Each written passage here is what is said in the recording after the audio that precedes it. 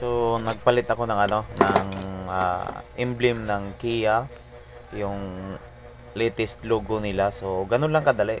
Ito yung panungkit ko, spatula lang tapos lagyan ng tila. Ito, dandahan lang sungkitin sa ilalim para hindi masira yung pintura at saka hindi masira yung logo, yung emblem. So, ayan. Pag medyo umangat na siya, ayan, gumamit na ako ng yung likod ng tinidor, nilagyan pa din ng tila. So yan, paikot siya na sundot-sundutin kasi ano lang yan, 3M adhesive yung gamit niyan pampadikit. Tsaka mayroong dalawang lock. So ayan, makikita natin na medyo umangat na yon, tanggal na. So ganun lang siya kadali. Tapos meron yang dalawang lock, yan, itago lang natin yung luma pag ano. So ito ngayon yung bago na binili ko sa online. Yung dalawang dito, makita nyo, tatlong paa na parang lock. Yan ay hindi po kasya sa ano. So ang ginawa ko, pinutol ko na lang yung tatlong paa na yun. Kasi meron namang adhesive. So ang ganda.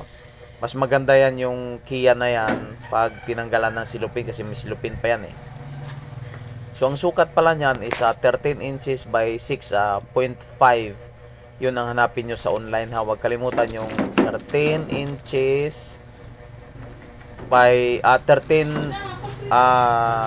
cm by 6.5 pala.